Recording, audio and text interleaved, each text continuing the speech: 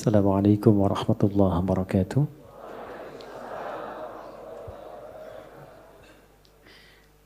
Alhamdulillahi rabbil alamin. Wassalatu wassalamu ala rasulillahil karim. Nabiyyina Muhammadin al-amin wa ala alihi wa sahbihi ajma'in. Wa ba'd. Fa ya ibadallah, usi nafsi wa iyyakum bitaqwallahi faqad fazal muttaqun. فلا تموتن إلا وأنتم مسلمون فقال تعالى يا أيها الذين آمنوا اتقوا الله حق تقاته ولا تموتن إلا وأنتم مسلمون. Jemaah sekalian, alhamdulillah kita masih diberikan kesempatan dan kemampuan oleh Allah Subhanahu wa taala untuk mengisi hari-hari kehidupan kita sampai dengan waktu duha ini. Di hari Ahad, semoga Allah Subhanahu wa taala memberkahi kehidupan kita dan aktivitas kita sampai dengan di pagi hari ini. Memohon doa itu begitu penting. Dan bagi insan beriman itu tak putus dengan doa. Jadi ciri insan beriman itu setiap aktivitas kegiatannya akan selalu lekat dengan doa. Karena doa itu nanti punya dua fungsi utama. Yang pertama, senantiasa melekatkan kita agar terhubung dengan Allah di setiap kegiatan. Dengan keterhubungan itu, nanti ada dua feedback yang didapatkan. Pertama adalah perhatian Allah kepada seluruh aktivitas yang kita kerjakan. Karena itu menjadi fitrah manusia, apapun yang dikerjakan bila menemukan kesulitan. Nah ini, biasanya berdoa kan ya. Mau ujian berdoa ya. Bapak mau tes jabatan berdoa. Ibu masukkan anak sekolah berdoa ya. Nah ciri beriman itu tidak nunggu ada masalah baru doa. Kalau itu biasanya cirinya fitrah manusia. Manusia itu begitu sulit minta. Sudah dikasih mudah, lupa. Akhirnya, dan kalau sudah lupa, salah. Kalau salah, gak pengen dihukum. Makanya Allah Maha tahu tuh, doanya Rabbana la tu'akhidna in nasina au. Ya Allah, kalau kami lupa atau salah, jangan dihukum. Ya kan? Nah, untuk mencegah supaya gak lupa dan salah, berusaha terkoneksi dengan Allah. Karena itu, semua kegiatan kita, itu seluruhnya bersanding dengan doa. Tidak ada satupun kegiatan yang tidak ada doanya. Silahkan dicek. Dan itu cuma di Islam. Cuma di Islam. Yang doanya bukan direka-reka ya. Tapi memang betul diberi petunjuk sesuai dengan konteks. Karena itu doanya itu selalu senafas dan selaras dengan kegiatan. Coba antara bangun tidur dengan akan tidur. Sama enggak doanya? Beda kan ya? Padahal aktivitasnya terkait tidur. Yang satu bangun, yang satu tidur, akan tidur. Tapi doanya beda. Dan itu doanya bisa serupa, nggak dikarang-karang. Jadi baik yang di Arab, di tanah suci, ataupun di sini, di tanah kusir, doanya sama. Ya kan? Sama kan ya? Baik ya, mau di Chicago, di Amerika, di Chicago, di Bandung, sama. Ya kan? Di Singapura, di Singaparna, di Tasik, sama. Dan semua ada doanya. Ini ingin memberikan kesan bahwa satu, agama ini agama yang benar. Ya, kalau reka-reka manusia, setiap manusia pasti punya versinya sendiri. Pasti itu. Dan bahasanya mungkin bisa masing-masing. Yang Padang pakai bahasa Padang, yang Betawi pakai bahasa Betawi. Tapi kok bisa semua doanya itu semua sama. Dan yang kedua dahsyatnya, itu sumbernya pun bisa diteliti dan menuju pada sosok yang sama, yaitu dari Rasulullah Sallallahu Alaihi Wasallam. Semuanya tersambung. Ini menunjukkan bahwa agama ini benar, Rasulnya benar, kemudian pedomannya pun benar. Dan yang paling menarik, tidak ada satu pun yang berdoa benar doanya, kecuali dia mendapatkan kesuksesan sesuai dengan konteks doanya. Selalu begitu. Dulu orang-orang yang hidup di zaman Nabi dibimbingnya kan lewat doa. Nah doa itu yang pertama tadi fungsinya mengoneksikan kita dengan Allah. Sehingga Allah memberi perhatian. Memberi perhatian lebih. Anda yang sering berkoneksi kan dapat perhatian kan? Ya, sering terhubung dengan ibu dapat perhatian dari ibu. Terhubung dengan ayah dapat perhatian dari ayah. Terhubung dengan Allah diperhatikan oleh Allah. Kalau Allah sudah perhatikan, apa yang susah bagi Allah? Ini yang menjadikan orang-orang yang dekat dengan Allah cenderung mendapat kemudahan. Ya, dan tidak harus jadi ustadz. Silahkan jadi apapun, pebisnis silahkan yang baik-baik, arsitek silahkan, jadi pilot silahkan. Cuma satu, dekati Allah. Supaya aksesnya dibuka, kemudahan didapatkan. Kalau Anda champion di pekerjaan, juara, bagus, rumah mewah, kendaraan banyak. Tapi masalah kecil di rumah gak pernah selesai. Coba dicek, mungkin bukan karena kurang banyak hartanya. Bukan karena kurang tinggi kedudukan, mungkin kurang dekat dengan Allah. Itu poinnya. Karena itu seringkali banyak persoalan ketika dihempaskan di atas sajadah itu jadi kecil. Problem orang sekarang ingin diselesaikan oleh Allah tapi curhatnya ke manusia. Bikin status di media sosial kan. Minta diaminkan lagi. Aminkan ya gitu ya. Tapi pengen dijawabnya oleh Allah. Sedangkan Allah sedang memberikan fasilitas dan caranya. Nah yang paling dahsyat itu ada orang yang persoalannya dimudahkan oleh Allah. Jadi bukan gak punya masalah. Dia memiliki persoalan bahkan yang kadarnya sama. Tapi diberi kemudahan oleh Allah untuk mengatasinya. Sehingga seakan-akan ringan saja. Seakan-akan ringan, bukan gak punya masalah. Nah, karena itulah kemudian kenapa saya buka untuk membiasakan ini. Karena ini ada bagian sunnah yang menipis. Ya, ada bagian sunnah yang menipis. Yaitu menyertakan doa dalam setiap aktivitas. Kalau mau diteliti secara psikologi juga, itu ada pengaruh doa pada motivasi diri. Orang yang sering berdoa itu meningkat kepercayaan dirinya. Motivasinya menguat. Sehingga dengan meningkatnya motivasi diri itu cenderung mudah mengatasi berbagai persoalan. Ini poin pertama. Yang kedua, ini yang paling penting yang ingin saya tekankan sebelum kita memulai kajian. Bapak Ibu sekalian, di dalam Islam, doa itu bukan sekedar mengoneksikan diri dengan Allah Sang Khalik, tapi juga mengandung pedoman. Sekali lagi, mengandung pedoman dari aktivitas yang akan kita kerjakan. Itulah yang menyebabkan semua doa sesuai dengan konteks. Lafadznya bisa beda-beda. Dan kalau kita teliti, ini pentingnya pemahaman. Semua isi doa itu isinya pedoman menjalani aktivitasnya.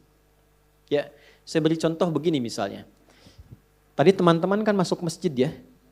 Doanya apa? Allahumma ftahli abwaba rahmatik. Nanti keluar doanya apa? Allahumma inni as'aluka min fadlik. Coba lihat, kenapa doa masuk dengan keluar beda? Dan kakinya kenapa beda? Masuk kaki, keluar kaki kiri. Ya, doanya lain kan? Coba. Allahumma ftahli abwaba rahmatik. Kita terjemahkan ya. Jangan-jangan dibaca tapi nggak tahu artinya. Ya, atau dibaca tahu arti nggak tahu maksudnya. Karena ini terkait pedoman. Ya, Allahumma, ya Allah. Itu bahasa halus dari kata ya Allah itu Allahumma. Ya Allah itu sudah bahasa Arab. Ya dengan Allah. Ya Allah itu bahasa Arab. Ya. Dan itu sudah menjadi fitrah manusia. Ya, bahkan jangankan masuk masjid, kepleset aja ya Allah, ya Allah. Ya. Lihat mendung ya Allah kan, ya Allah mendung. Ya kan? Lihat hujan, ya Allah hujan. Ya kan? Itu selalu itu fitrah manusia karena sejatinya manusia itu nggak bisa lepas dari Tuhannya. Ya kan? Nah, kalau kita ingin memohon dengan menghaluskan kata itu, maka ganti katanya dengan Allahumma. Ya, jadi ya Allah kalau digabungkan jadi bentuk halus, apa namanya? Allahumma. Jadi kalau Allahumma itu bentuknya merendah. Tawadhu. Jelas ya? Dia merendah sifatnya. Jadi kalau sudah menyebut Allahumma, kita merendahkan diri kita. Memohon dengan kelembutan. Itu yang dimaksud di Quran surah ke-7 Al-A'raf itu di ayat 205. Wadhkur rabbaka fi nafsika tadarruan wa khifatan wa dunal jahri minal qaul. Kalau mau memohon cepat dikabul, jangan meninggi, merendah. Ya, jadi semakin kita merendah, semakin Allah meninggikan.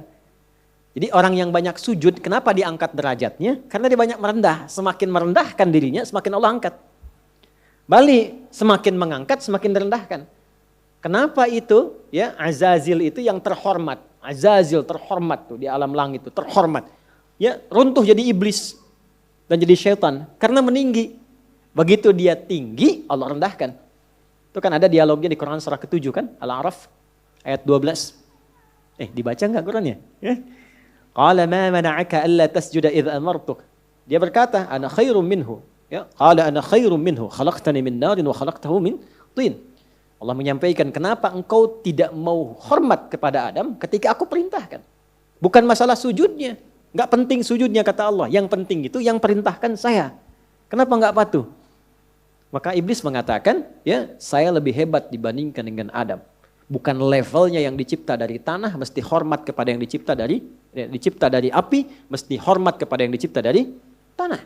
Maka ketika dia meninggi, Allah rendahkan. Ya. Dan ketika seseorang merendah, Allah tinggikan. Maka dari itu, kalau ingin berdoa cepat dikabul, maka merendahlah di hadapan Allah. Jangan membawa ketinggian, merendah. Mohon dengan kelembutan. Maka ketika masuk, Allahumma ftahli abwaaba rahmatik. Kita merendahkan diri kita. Ya, kalau Bapak Ibu mau cek, coba jalan-jalan ya, napak tilas ke jejak masjid-masjid dibangun di Tempo dulu. Itu ada masjid di Cirebon yang dibangun Sunan Gunung Jati itu pintunya sedikit dikebawahkan tuh. Coba kalau cek ya, kalau nggak percaya. Ya, kan sedikit dikebawahkan kan? Makanya masuknya tuh agak ke bawah kan? Itu sudah ngasih pelajaran. Jadi orang dulu itu pelajarannya simpel, nggak banyak ceramah tapi langsung dipraktekkan. Kenapa? Di antara dasar pemahamannya, filosofinya itu menerapkan konteks ini. Masuk dengan merendah, masuk ke rumah Allah kok meninggi. Ya kan? Walaupun Anda pejabat, punya kedudukan, punya harta, tapi statusnya di masjid hamba Allah. Ya, terlambat ya belakangan, jangan ngotot saf pertama. Ya.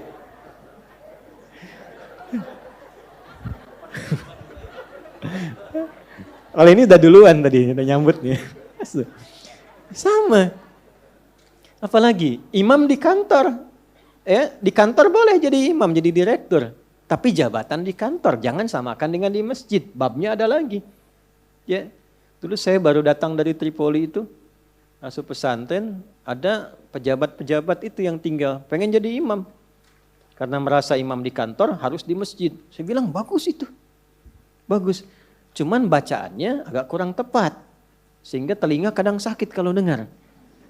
Tuh kan? Saya tanya, Pak, kenapa nggak diperbaiki dulu bacaannya baru jadi imam? Justru kami jadi imam Ustadz supaya bisa diperbaiki. Saya bilang bagus itu Pak motivasinya. Jarang ada orang kayak Bapak itu. Luar biasa. Betul. Jangan direndahkan. Kan itu karena belum tahu. Orang belum tahu diberitahu. Bukan dimarahi. Ya, Pak, saya kasih jalan yang cepat supaya Bapak tetap jadi imam dan kualitas makin bagus. Wah, boleh Ustadz tuh. Bapak tetap jadi imam. Nanti sebelum sholat dicek dulu Pak bacaannya. Santri nanti saya siapkan. Insya Allah begitu naik jadi imam jadi lebih bagus. Betul itu Ustadz. Nah sambil dicek Bapak ngimaminnya duhur dan asar dulu. Biar saya yang handle maghrib, isya sama subuh gitu kan. Tapi sepakat, yang penting kan gak turun status. Ya kan? Ya, tetap imam. Ya kan? Kadang psikologi kan begitu. Yang penting gak turun status. Dan kita mendahulukannya Bapak tetap imam Pak. Ya kan? Nah imamnya zuhur dan asar. Alhamdulillah. Begitu maghrib, isya dan subuh kita gantian sama santri. Kualitas bacaan lebih dibagusin. Ya, begitu sudah bagus kita dorong. Pak silahkan coba maghrib. Gak usah lah ini aja yang udah ada. Nah itulah dakwah. Itulah dakwah. Nah itu merendah. Nah Allahumma merendah. Iftahli. Mohon bukakan untukku. Personal. Kenapa coba personal? Bukan iftahlana. Ya, gak ada orang masuk masjid. Dia sendiri. Allahumma iftahlana. Gak ada. Selalu iftahli. Saya belum pernah dengar orang masuk masjid. Allahumma iftahlana. Lana. Gak ada. Iftahli. Abwaaba rahmatik. Li kan untuk pribadi kan.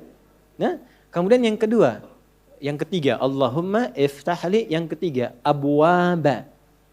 Abwaaba itu jamak dari bab. Bab itu pintu. Kok bisa jamak pintunya?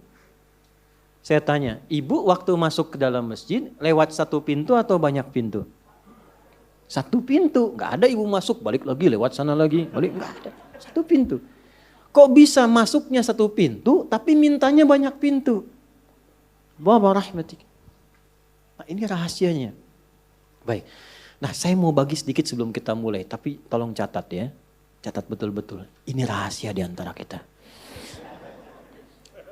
Bapak Ibu sekalian, rahmat itu di Quran dan juga dalam hadis setidaknya punya 3 makna utama. Ada 3 makna. 1, solusi dari berbagai macam persoalan hidup. Saya ulang, solusi dari berbagai macam persoalan hidup. Itu diantaranya ditemukan di Quran surah kedua Al-Baqarah di ayat 157. Nah, munculnya ayat 157 ini ada keterkaitan dengan 155 dan 156. Persoalannya di 155, sabarnya 156, solusinya 157. 155 wala nabluwannakum bisyai'im minal khauf wal ju' wa naqsim minal amwal wal anfus wath thamarat wa basyiris sabirin. Sabarnya 156, alladzina idza asabathum musibah qalu inna lillahi wa inna ilaihi raji'un. Ayat 157-nya, ulaika alaihim salawatum mir rabbihim wa rahmah wa ulaika humul muhtadun. Itu ya. Baik. Rahmat yang pertama, solusi dari berbagai macam persoalan kehidupan. Baik kegelisahan. Jangan dikira yang hadir di sini tenang semua. Ini walaupun wajahnya kelihatan senyum-senyum, hatinya ada yang gundah. Ada yang baru ditolak saat mau lamaran, mungkin kan? Lamar kerja maksudnya. Ya? Ada yang mungkin sedang kesulitan di rumah tangga, pengen dapat ketenangan, khauf. Gak bisa dihindari. Tadi aja kan udah lihat-lihat jam, nih Ustaz datang enggak gitu kan? Padahal saya secepat mungkin bisa ke sini tuh. Ya enggak singgah di rumah, cuman ke kantor ganti pakaian langsung ke sini. Hampir enggak tidur saya semalam itu. Alhamdulillah. Ya, tapi kan yang khawatir Anda. Wal ju' kan ada yang lapar. Awal-awal dari subuh ke sini sarapan aja belum kan? Lihat-lihat yang jualan enggak depan kan? Itu gak apa-apa. Wa naqsim minal amwal. Ada yang mungkin baru kena musibah di kantor. Proyek misalnya, ada yang gak lulus. Ada utang belum dilunasi, cicilan masih nyari solusi. Ada yang demikian. Wal anfus, ada yang sakit, mungkin kerabatnya datang supaya cari wasilah. Allah kabulkan doanya. Ada yang ngejar ustadz supaya minta didoakan. Ada. Wat thamarat. Itu kalau buka mushaf diartikan buah-buahan. Itu sebetulnya bahasa kiasan, cara bacanya, memahaminya dengan balaghah. Kalau baca terjemah nanti kurang nyambung. Kalau buah-buahan berarti yang diuji cuma tukang buah. Tukang sayur tidak. Ya. Itu cara bacanya pakai ilmu balaghah, pakai majaz. Maksudnya apa? Kalau buah itu kan didapatkan, dipanen saat mulai pertama kali merawat benih kan? Nanam, dijaga dari hama. Tiba-tiba besoknya mau dipanen, malam-malam diambil orang. Antum yang ikut tender, kualifikasi antum yang jelas. Tapi pengumuman orang lain yang ngambil. Itu maksudnya. Ada orang-orang yang kehilangan sesuatu setelah dia berusaha keras mendapatinya. Harusnya dia kok yang dapat orang. Saya mau tanya pada Anda. Biasanya kalau situasi begitu pelariannya kemana? Tuh. Ya, cari yang paling kuat kan doa itu kan yang bisa memberi solusi kan. Doa itu kan minta. Nggak mungkin minta pada yang diduga nggak bisa ngasih. Dan puncak pemberian itu pada Sang Maha Pemberi, yaitu Allah, Wahhab, pemberi tanpa batas. Nah Allah memberikan tempat-tempat spesial yang kalau minta hati lebih khusyuk. Beda antara minta di kendaraan di rumah dengan di tempat ini. Tempatnya lebih tenang, saat masuk saja suaranya sudah lain, aura sudah beda. Apa nama tempatnya? Masjid. Makanya Bapak Ibu masuk masjid ini rasanya sudah lain. Dengan rumah sendiri tenang mana dengan masuk masjid? Masjid. Masuk rumah semewah-mewahnya, tenangnya nggak sama dengan masuk masjid. Begitu dibuka tenang. Gitu. Masya Allah. Baru masuk kalau punya masalah kadang-kadang sudah terasa dalam. Nangis kan sholat 2 rakaat. Nyender ke tembok, tidur aja. Ya, tenang. Itu. Dulu di Jepang dulu begitu ada cerita, kawan saya sedang cerita itu, kan tingkat bunuh dirinya tinggi karena stresnya tinggi. Ternyata kaya itu tidak menjamin bahagia. Maju tidak menjamin bahagia, kan negara maju. Tapi indeks kebahagiaannya belum tentu didapatkan maksimal. Bunuh dirinya banyak, Pak. Saya pernah lewat satu tempat itu yang tiap hari selalu ada 1 sampai 3 orang bunuh diri di situ. Itu masih biasa, Ustaz. Ada satu tempat X lah, saya tidak sebutkan, ya. X. Itu tiap hari mayat bergeletak di mana aja. Sampai akhirnya wali kotanya punya ide, tapi ini nggak harus ditiru. Nyari solusi yang belum kedapati. Dibikin satu tempat di lokalisasi. Kalau mau bunuh diri di sini aja. Waktunya diatur. Jam 9 sampai jam 11, jam 2 sampai jam 3. Kalau lewat situ datang, tunda besok. Diatur. Ya. Ini kisah nyata, satu kali ada orang kemudian pengen datang ke situ ketemu sama orang Islam. Mau kemana, Pak? Bahasa kita lah, bunuh diri katanya. Jam berapa? Jam 1. Ini kan belum. Belum. Ikut saya aja dulu. Takut terlambat nih. Bener. Takut terlambat. Nanti kalau Anda merasa rugi, saya ganti apapun itu. Akhirnya ikut. Begitu ikut dibawa ke masjid, ya Allah. Dibawa ke masjid. Itu cuman duduk tunggu di luar, sedang ada pengajian. Duduk, begitu masuk, duduk ketiduran. Tidur, selesai pengajian, dilihat lagi sama yang muslim ini. Kok enak banget tidurnya. Ya kan? Tidurnya, mau dibangunin gak enak, sampai lewatlah batas bunuh diri itu. Karena lewat gak enak, dibangunkan, bangun katanya, wah bangun kan. Begitu bangun, minta maaflah si muslim, saya minta maaf betul-betul. Karena melihat Anda begitu nikmat tidurnya, saya tidak mampu membangunkan Anda. Ini sudah lewat jam bunuh diri katanya. Tapi menariknya kata orang ini, gak apa-apa. Ini tempat apa katanya, tempat apa? Ini masjid. Kenapa? Saya itu ingin bunuh diri karena saya sudah berhari-hari gak bisa tidur. Jadi dia menyimpulkan kalau bunuh diri itu udah mati, udah tidur aja. Gitu, saking gak bisa tidurnya. Tapi kok bisa di tempat ini bisa tidur? Dia belum kenal jamaah Andor.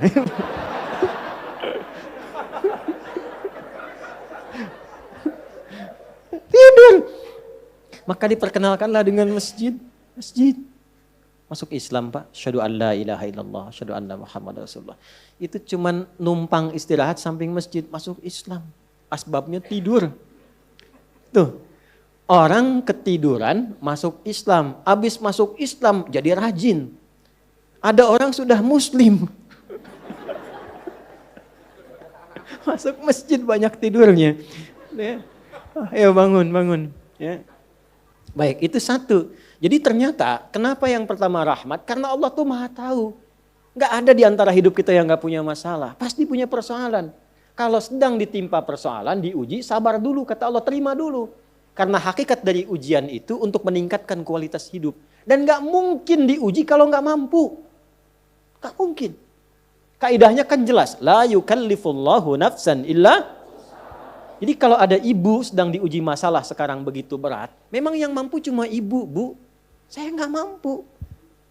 Karena saya gak mampu, saya gak diuji. Maka berbahagialah ketika Allah lebih memilih ibu dibandingkan dengan saya.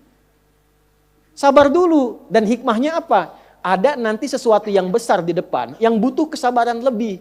Kalau yang sekarang gak lulus, ke depan itu sulit untuk dihadapi. Karena itulah ditingkatkan kualitas terima dulu, tapi kan gak usah lama-lama. Ya kan? Allah maha tahu itu, jangan lama-lama, terima dulu, datanglah kemudian mohon solusi. Kemana datangnya?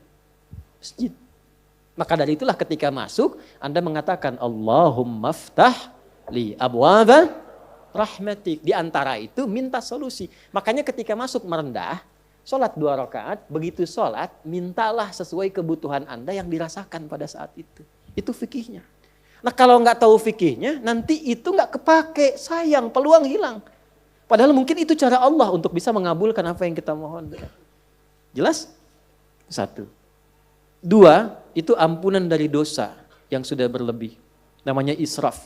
Quran surah ke-39 Az-Zumar di ayat ke-53. Qul ya ibadiyalladzina asrafu ala anfusihim la taqnatu mir rahmatillah. Innallaha yaghfirudz dzunuba jami'a.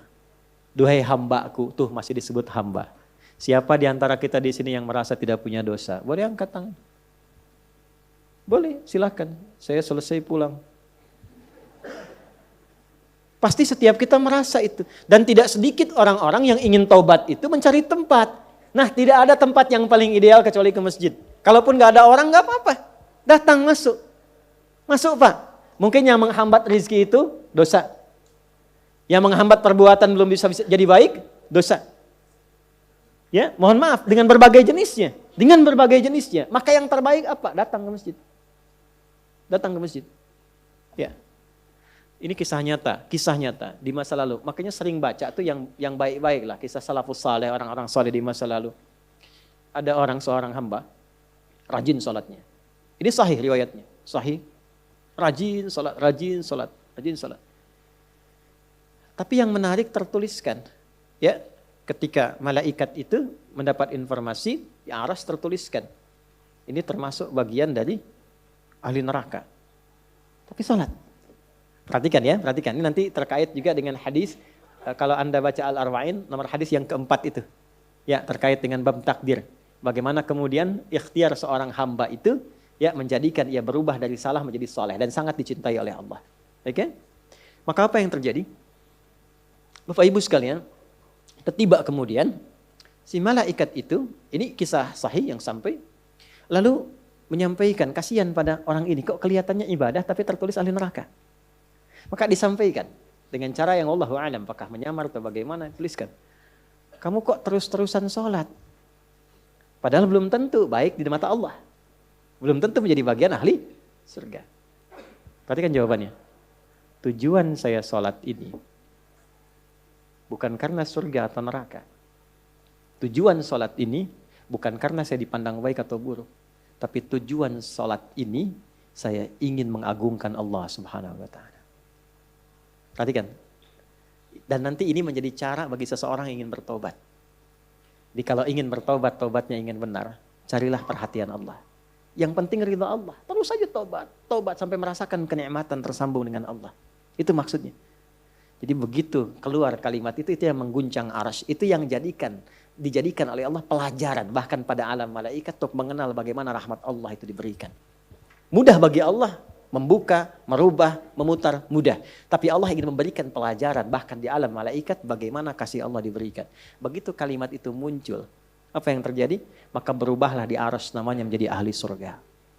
Ini riwayat sahih. Berubah menjadi apa? Ahli surga. Padahal Allah tuh maha mengetahui, gampang aja tinggal dirubah ahli surga, tidak. Tapi Allah ingin memberikan informasi bahkan di alam langit kepada para malaikat betapa tingginya rahmat Allah memberi kesempatan pada setiap hambanya untuk kembali kepada Allah dalam kebaikan. Dan itu disebut hamba. Disebut hamba. Karena itu Allah begitu mencintai ketika ada pelaku maksiat, dia pengen taubat, itu begitu dicintai. Dan statusnya naik lebih tinggi. Ini yang menyebabkan ayat ini turun. Qul ya ibadiyalladzina asrafu ala anfusihim. Ini yang menyebabkan itu menunjukkan rahmat Allah. Hai hambaku, betapa besar pun kau pernah berbuat dosa, sepanjang masih hidup belum tiba ajalmu, jangan pernah putus asa untuk mendapatkan rahmatku. Pakai rahmat. Rahmat di sini mencakup Rahman dan Rahimnya Allah Subhanahu wa taala. Karena itu kalau Anda pernah berbuat salah, kita, jangan malu untuk kembali. Kalaupun malu dilihat orang, Allah menyiapkan tempat yang tidak semua orang bisa ke situ. Datang ke masjid. Mohon, minta salat 2 rakaat. Minta kebaikan kepada Allah. Sampai hati mendapatkan ketenangan. Jelas di sini? Baik. Dan yang ketiga, ini yang paling juga banyak dimohonkan. Ya. 1, solusi. Yang kedua apa? Ampunan dari dosa yang begitu melimpah. Ya. Dan yang ketiga, rahmat yang ketiga, kasih sayang yang memudahkan jalan-jalan kehidupan. Dunia sampai akhirat. Yang ketiga. Semua kita pasti ingin mendapatkan kemudahan, kenyamanan. Bukan cuma dunia, sampai dengan akhirat. Kasih Allah yang memberikan kemudahan dunia disebut dengan Rahman. Kasih Allah yang memberikan kelapangan akhirat disebut dengan Rahim. Itu kita baca setiap hari. Bismillahirrahmanirrahim. Maka ketika masuk ke dalam masjid, mohonlah kepada Allah 1 dari 3 kemuliaan ini. Kalau ustadznya belum datang, itu manfaat besar. Boleh jadi banyak permohonan, ayo lekatkan di situ, optimalkan. Dan di situ mungkin peluang terbesar untuk mendapatkan apa yang kita inginkan. Jadi, begitu Bapak Ibu mendapatkan 1 dari 3 itu, keutamaan bukan? Keutamaan bukan? Hah? Istimewa tidak? Dalam bahasa Arab, sesuatu yang istimewa, sesuatu yang utama disebut fadlun namanya. Makanya Sulaiman alaihissalam ketika dipuji karena hebatnya, istimewanya, bisa menaklukkan awan, kan? Sebelum Songgoku dan Songgohan dengan awan kintonnya itu yang fiksi, Nabi Sulaiman tuh betul-betul nyata. Tapi ketika dipuji apa yang beliau katakan? Hadza min fadli rabbi, fadlun. Itulah sebabnya kalau bisa jangan dulu keluar sampai merasakan rahmat Allah ada dalam diri kita. Begitu keluar, Anda keluar dengan kaki kiri dengan mengatakan Allahumma inni as'aluka min fadli. Ya Allah, saya ke masjid seperti apa yang kau perintahkan, saya datang. Saya memohon seperti apa yang kau tunjukkan lewat Rasulmu, saya lakukan. Ya Allah, engkau minta ini, saya kerjakan. Engkau minta berdoa, saya doa. Kau minta alirkan air mata, aku alirkan. Maka mohon ya Allah, jangan biarkan aku keluar dari rumahmu ini, kecuali engkau kabulkan apa yang aku mohonkan, sesuai dengan janji yang engkau tetapkan sebagai kemuliaan darimu. Ya Allah, saya mohon kemuliaan darimu. Itu rahasianya, itulah doa. Nah, jadi kalau mau doa itu, jangan sekedar dibaca. Baca bagus, menjadi ibadah. Tapi yang paling penting, tahu isinya. Sehingga itu bisa merubah diri kita jadi lebih baik. Makanya beda rasanya. Antum kalau tahu makna segitu aja, itu Masya Allah dalam sekali. Keluar dari sini sudah beda rasanya. Dan yang paling penting, ini baru muqaddimah. Kita belum mulai. Belum mulai. Jangan nangis dulu, belum selesai. Belum mulai kita. Tapi kan enak gitu ngaji begini itu. Karena apa? Dapat sesuatu. Nah itulah Islam. Jadi Islam itu bukan salihun tapi muslih. Bukan hanya sesuai dengan eranya, tapi memberi solusi dari setiap keadaan yang dilalui. Punya tata nilai.